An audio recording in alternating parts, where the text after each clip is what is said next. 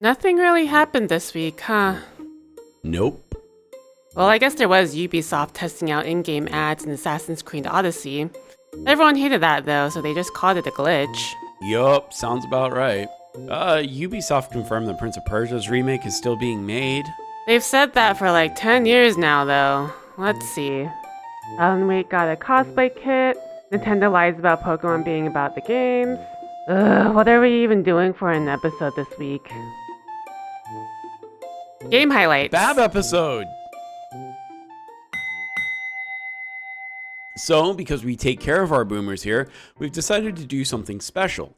We're going to go over some of our favorite buried alive bangers from the past year of NecroNews and give them a quick recap. We've specifically picked ones that are currently on sale so that you can grab them before the sale ends tomorrow. We've also been giving review copies of 3 games, Wildmender, Pharaohs, and Knuckle Sandwich, which Booster, Skull, and myself will be giving reviews over. With that being said, welcome to NecroNews, where we usually cover the latest gaming news from the last week. Subscribe to the channel if you want to keep up to date, which at least for the last week won't be too hard. So let's get started with my picks because I have objectively better taste than Booster. If you like games like Ori and the Blind Forest, Hollow Knight, and Ender Lilies, this is another game made for you. It's another 2D Metroidvania with its own unique visuals and a story you need to piece together yourself. The only downside right now is that it's only currently in early access. Death or Treat is a cute hack-and-slash roguelike where you essentially play as a roided-up Booster and fight your way through different worlds with your weapon of choice. Despite the bleak color palette, the devs still managed to make the game look really colorful.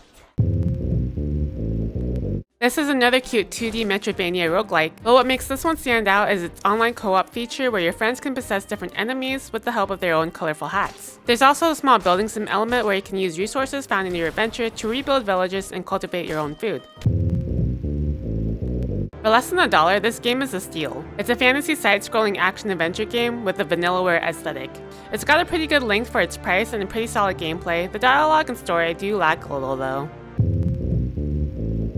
Don't let the cute aesthetics of Ratopia fool you, as it's still a full city-building resource management game. And as an added bonus, they actually reflect just how cute and social rats are IRL.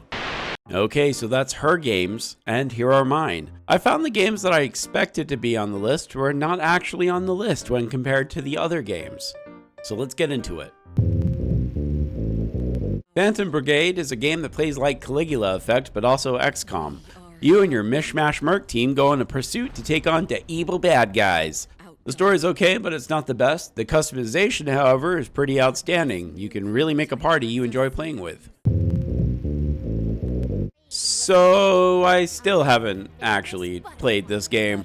I know, I said I would, but I've been busy. I did, however, play the tutorial, and it is exactly what I expected. A really fun, really well voice acted, and just plain cool JRPG. It's well worth the $20 that I got it on sale for. Bro, it's violent, gory Christianity 2, the Mega Man saga. Like, do I need to explain more? The gameplay is great, the art is great, the music is great, the pro tag is great, rubber-dub-dub, thanks for the grub, amen. God of War is a 3D vampire survivor with a deceptive amount of depth. The game takes the usual inventory Tetris of other games like Resi 4 and makes it the primary focus. Gotta use your brain to put certain things together to create synergy bonuses for you to be a strong monster killer. The graphics aren't great, and honestly it looks like baby's first Unity game, but the gameplay is solid, so it's a good go. I said it before and I'll say it again. Do you like trains? Do you like factories? If the answer to either of those is yes, you'll like Railgrade. It's arguably one of the most train enthusiast games out there. What's best is that it's fully playable on a controller, and easily so. Thus, it is Steam Deck ready. And those were our buried alive bangers. Let us know which games appeal to you most. Next up, we were given review copies for Wildmender, Old World, and Knuckle Sandwich, so we thought we'd give you our thoughts on them. Wildmender is what I'd like to call an unfuck the world simulator. You play as a small human tasked by this legally distinct Zelda-seeing eye to help them bring back their memory by slowly making the desert into a verdant field. The game for the most part is pretty fun. I did have some problems with the hunger mechanic and lack of food in the earlier parts of the game though, so you might end up starving a lot. And the shovel isn't the greatest for making irrigation because the geometry can be a little weird. But the irrigation system does work pretty well, and that's cool. It's not expensive, so it's worth taking a look if you want a less traditional farming sim. When I started up Knuckle Sandwich, I really expected it to be Yick 2, really just based on that aesthetic alone. I was also incredibly wrong and stupid. Knuckle Sandwich is best described as WarioWare meets Earthbound with a dash of meta humor added to the pot.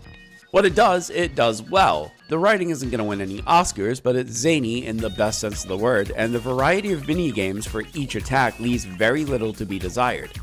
I don't really have any downsides to the game, besides the fact that it reminds me of Homestuck.